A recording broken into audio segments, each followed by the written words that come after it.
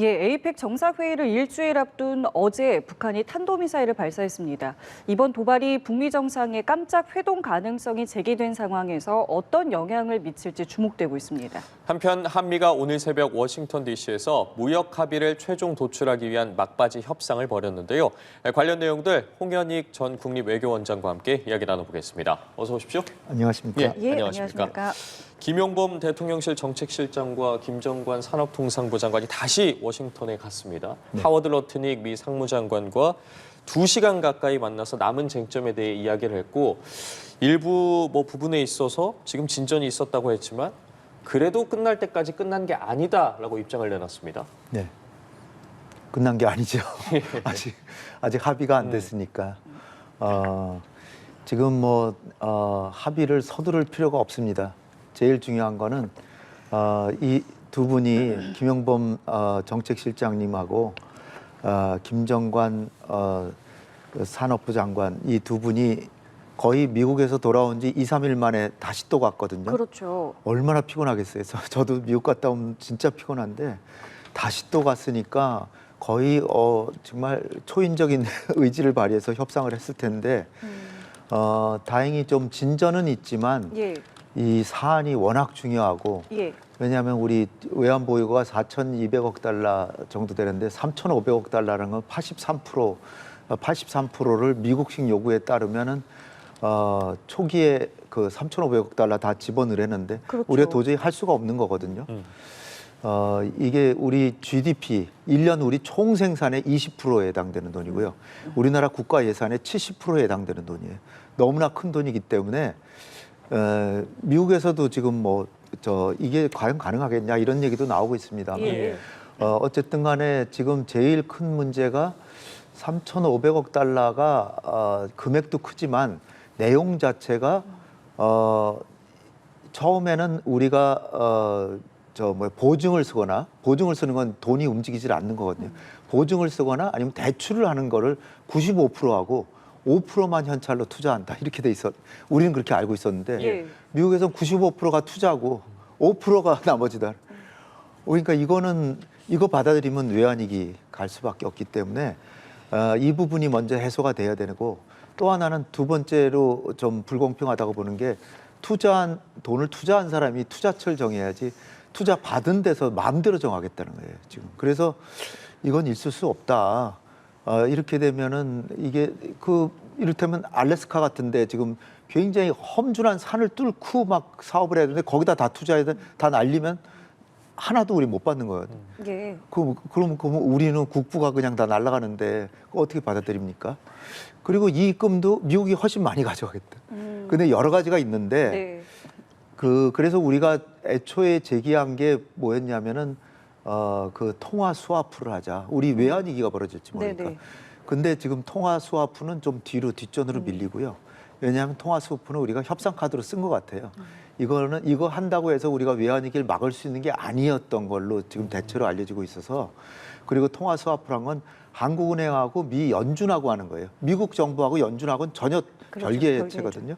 그러니까 미국 정부한테 요구해봐야 안 되리라는 걸 대충 알면서도 우리가 협상력 때문에 이걸 얘기하지 않았나 싶은데 어쨌든 통화 스와프 안 한다는 얘기는 아니고요.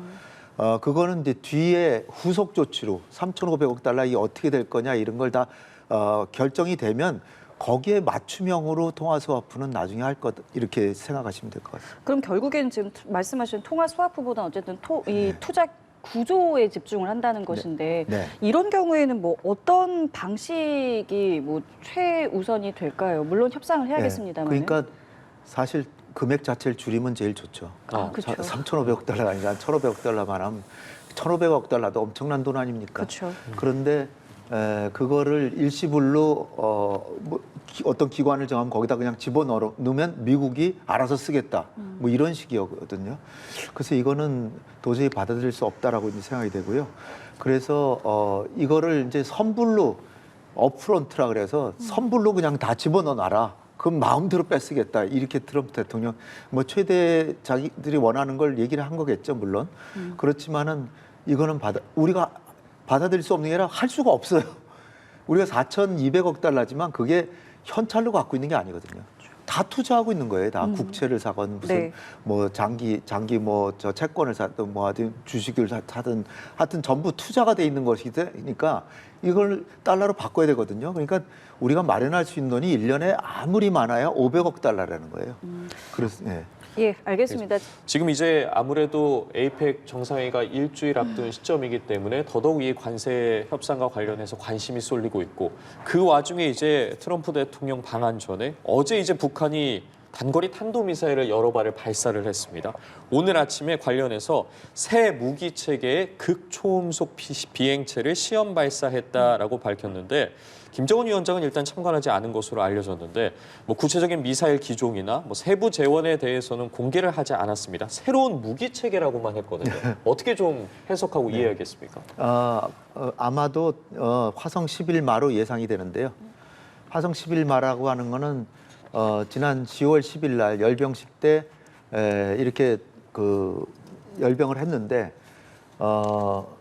그 가장 우리의 눈을 끈 거는 화성 20이었죠. 화성 20은 화성 18, 19가 대륙간 탄도탄인데 그것을 작년 말에 이제 발사를 해서 이제 이게 최고로 완성된 장거리 미사일이다 이렇게 얘기를 했는데 1년 만에 다시 또 20으로 또 승격시켜 가지고 거리도 더 멀어지고 엔진도 더 그 힘센 엔진을 했다는 거예요. 예. 그래서 화성 20을 주목해서 봤지만 우리한테 가장 주목되는 건 화성 11마였습니다. 화성 11만 뭐냐면 러시아판 이스칸데르 미사일이라서 미사일이라는 게 이제 날라오면은 요격을 하잖아요. 예. 요격을 피하기 위해서 막 변칙으로 막 이렇게 곡선을 그리면서 막 날아다니는 거. 예. 근데 그 이스칸데르 미사일에다가 극초음속 그 활공체, 그 탄두를 장착한 거예요.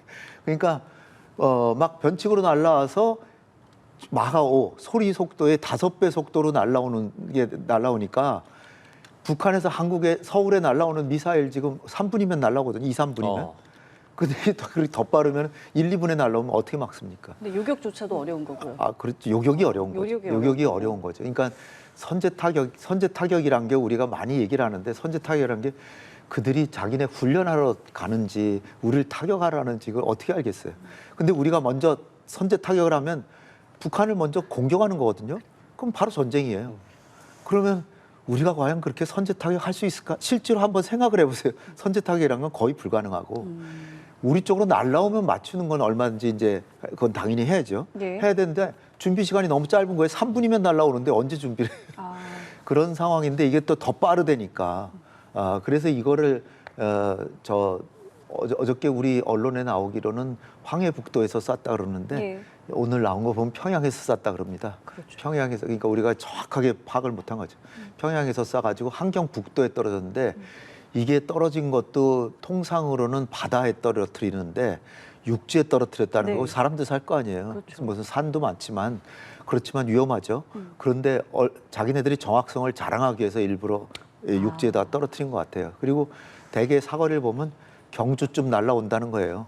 그러니까 경주에서 회의하는데 우리가 얼마든지 거기 타격할 수도 있다는 거를 암암리에 암시하는 거죠. 근데 그렇게 뭐 위협적인 그 무기에 대해서 어쨌든 이제 이름에 대해서는 네. 공개를 하지 않은 거고 김정은 네. 위원장도 참관하지 않았고 네. 뭐 대내 이제 매체죠. 뭐 노동신문에 공개하지도 않았고 네. 에이펙 일주일 전에 이거를 보여줬고 이거는 네. 어떻게 좀 저희가 해석을 해야 되는 겁니까? 그러니까 다분히 트럼프한테 만나자라고 하는 신호라고 좀 봅니다. 만나자는 시도입니까? 만나자는 신호죠. 트럼프 대통령은 이 흥행을 좋아하잖아요. 근데 북한이 밋밋하게 가만히 있고 얌전하게 있는데 굳이 만난다 그러면 왜 만나지 그럴 거 아니에요. 근데 저렇게 말썽을 펴주면 가서 트럼프 대통령이 가서 좀 조용히 시켜야 되겠다 그런 주의를 환기시키는 거죠. 그리고 에이펙 정상들 오는데 여기 한국만 있는 게 아니라 북한도 있다. 북조선이란 나라도 있다. 이걸 또 이제 과시하고 싶은 거고 김정은이 직접 안 한 거는 자기는 이제 모른 체 하면서 이제 군사 기술적으로 자기네 자위력 증강을 위해서 한 거다. 뭐 그래서 박정천이라고 예. 북한의 당 중앙군사위원회 부위원장이 이제 그 주관을 했는데 이 사람 얘기가 자위력 증진을 위해서 했다는 거예요. 물론 그렇지만 자위력하는 게 저렇게 이제 위협적인 무기를 했으니까 다분히 이제 미국이나 전 세계의 주목을 끄는데 그렇다고 해서 수위를 조절해서 트럼프가 이것 때문에 만나러 안 오지 않게는 하겠다. 안 오게 하지는 않겠다. 그러니까 결국은 주의를 환기시켜서 오게는 하는데 너무 크게 도발을 해서 판을 망치진 않겠다. 이런 의도가 분명한 거죠. 어쨌든 가능성을 계속 열어놓고 있는데 지금 네. 이제 에이펙 일주일 정도 남지 않았겠습니까? 네. 물밑에서 계속 지금 북한이랑 미국 접촉하고 있다고 봐야겠습니까? 접촉하고 있는지 저는 모르지만요. 예. 하여튼 모양새가 김정은이 베이징에 그 전승절에 가가지고 열병식 푸틴하고 시진핑 만나서 북미 정상회담 했을 때를 대비한 전략적인 협상을 하고 온 게 거의 분명하고요. 갔다 와가지고 최고인민회의 하는데 또 내가 트럼프 대통령하고 좋은 추억을 갖고 있다라고 굳이 왜 얘기를 할 것이며 이렇게 쏘고 그렇게 하는 게 자긴 준비됐다는 거예요. 이제 나는 준비됐으니까 트럼프 대통령한테 달렸다라고 하는데 우리 언론에 계속 보면은 결국은 북한이 결정한다 뭐 이런 식으로 나오는데 예. 제가 보기엔 트럼프가 이제 또 한 수를 더 둬줘야 되겠죠. 근데 미국 측에서는 작년 말부터 백악관 근무자라 그러면서 작년 말부터 엄청나게 북미 정상회담에 대해서 논의를 많이 해왔고 준비도 했고 요번에도 백악관에서 어떻게 만나냐 하는 것도 자기네들 얘기를 했지만 예. 단지 북미 접촉을 직접 하지는 않았다.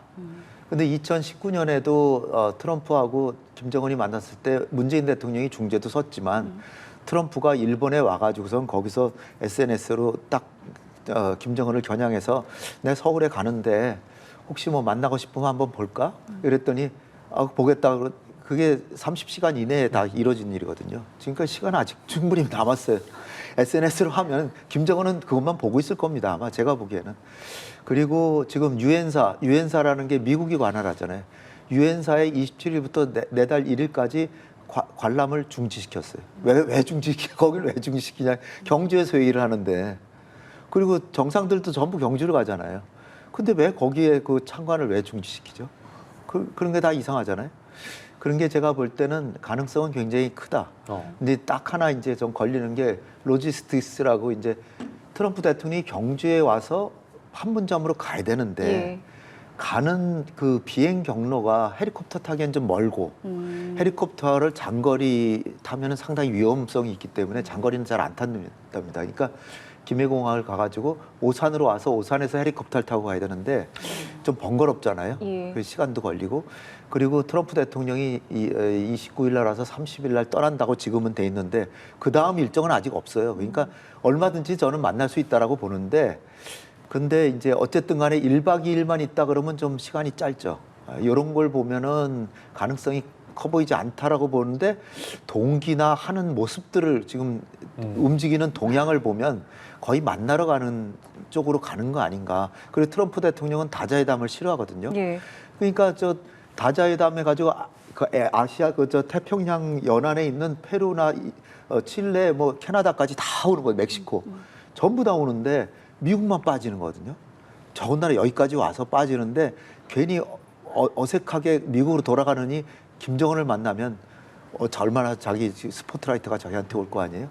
근데 이제 우리로서는 적극적으로 만나라고 하기에는 에이펙 정상회담도 성공해야 되는데 트럼프가 빠지면 또 모양새가 안 되잖아요. 그래서 우리가 적극적으로 나서지는 않을 거 아닌가 그렇게 생각이 듭니다. 그러니까 여러 정황상 지금 가능성이 아예 없는 건 아닌 것이고, 근데 전 꽤 마침 있다고 봐요. 있다고 네. 보시고, 근데 마침 또 어제 어쨌든 도발을 북한이 했고, 네. 원장님 말씀대로 이 도발이 이제 김정은 위원장이 만나고 싶다라는 메시지라고 저희가 해석을 한다면 네. 트럼프 대통령 입장에서는 저거 쐈네 그러면은 나는 더 만나야겠다라는 이 마음이 조금 더 동할 수 있는 겁니까? 아니면 이건 그렇죠. 전혀 내가 나의 변수가 안 되는 흥행심을 겁니까? 돋구네.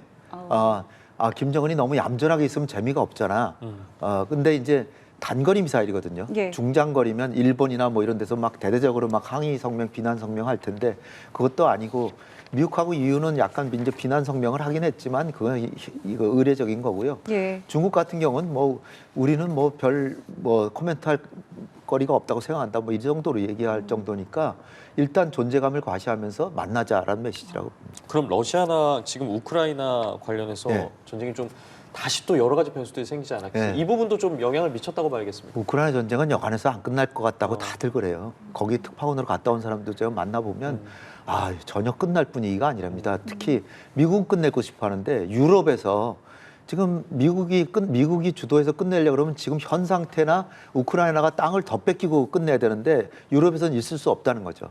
그래서 유럽에서 지금 파병을 준비한다는데 그 파병은 전쟁에 파병하는 게 아니라 휴전 협상이 되면 그 휴전을 유효하기 위해서 평화유지군을 보내겠다는 파병 준비를 하고 있대요. 그러니까 어쨌든 파병 준비라고 하는데 유럽에서는 대대적으로 지원하려고 하고 있기 때문에 유럽 때문에 전쟁이 쉽게 안 끝날 것 같고 젤렌스키는 전쟁 이대로 끝내면 그만둬야 됩니다. 그러니까 대통령 사임해야 되니까 젤렌스키의 개인적인 또 정치적인 또 의도도 있다고 봐서 전쟁은 쉽게 안 끝날 것 같다고 대부분 다 그렇게 얘기하고 있습니다. 알겠습니다. 자, 관련해서 오늘 홍영익 전 국립외교원장과 이야기 나눠봤는데 오늘 여기까지 함께하겠습니다. 말씀 감사합니다. 고맙습니다. 감사합니다.